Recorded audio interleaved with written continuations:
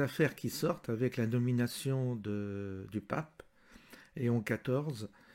Le cardinal Robert Prévost, il semblerait quand même qu'il y ait quelques casseroles. Et donc, c'est ce que j'ai entendu sur différentes chaînes.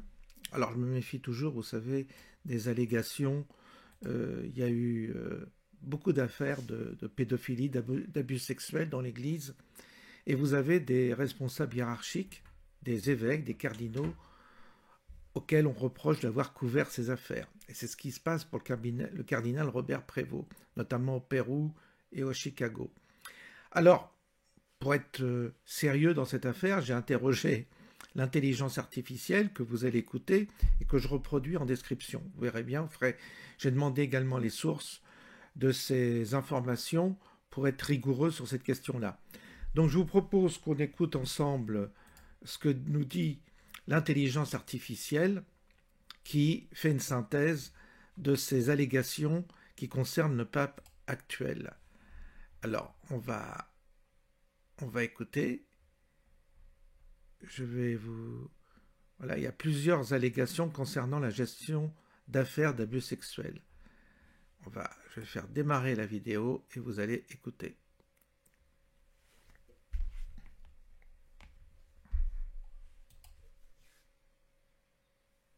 Gestion d'affaires d'abus sexuels ont été faites à l'encontre du cardinal Robert Prévost, maintenant pape Léon XIV.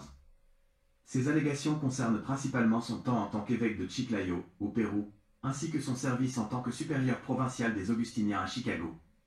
Plus précisément, les accusations incluent allégation de dissimulation au Pérou. Il est affirmé qu'en 2022, 3 sœurs ont signalé à Monseigneur Prévost avoir été victimes d'abus de la part de 2 prêtres de son diocèse en 2004.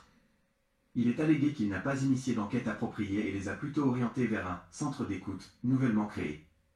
Les sœurs se seraient ensuite adressées à la police, mais on leur aurait dit que le délai de prescription était dépassé.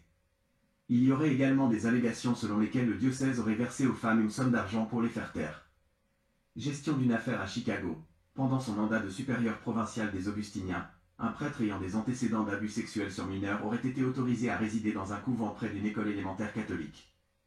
Bien qu'il soit rapporté que le cardinal Prévost n'a pas autorisé cette situation spécifique et que le prêtre n'était pas augustinien, des inquiétudes ont été soulevées quant à la proximité de ce prêtre avec des enfants. Critique de groupes de victimes. Des groupes de victimes d'abus cléricaux en Nouvelle-Zélande ont exprimé leur vive préoccupation face à son élection, citant un passé où il aurait permis à des clercs abuseurs de continuer leur ministère et aurait entravé des enquêtes.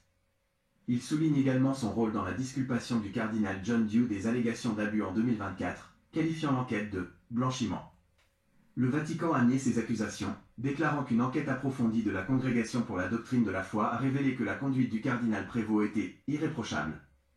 De même, le diocèse de Chiclayo a fermement nié toute dissimulation, affirmant que le cardinal Prévost a suivi les procédures appropriées, s'est personnellement occupé des victimes et les a encouragés à impliquer les autorités civiles. Ces allégations sont devenues un point de contrôle important suite à son élection en tant que pape Léon XIV, et ses actions futures concernant la question persistante des abus sexuels dans l'Église catholique seront suivies de près. Alors maintenant, j'ai demandé quelles étaient les sources de ces informations, donc je vais vous faire écouter.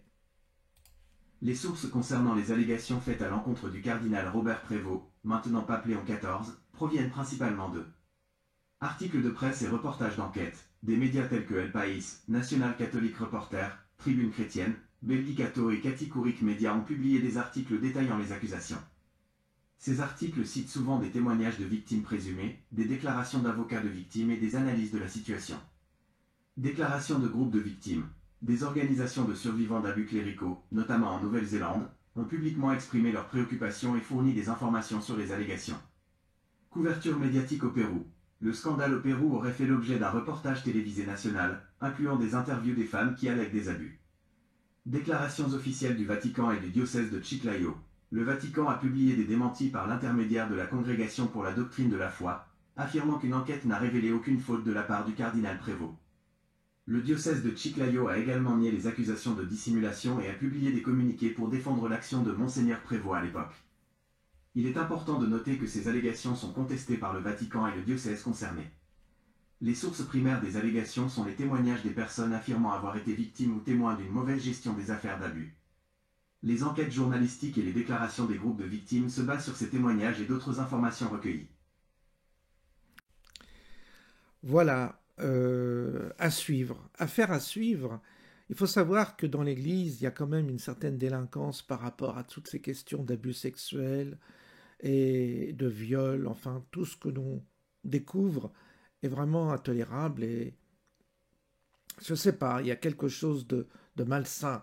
Alors, il pouvait y avoir des cas extrêmement isolés, mais j'ai l'impression que ça s'est répandu, ces affaires-là, que ça s'est multiplié.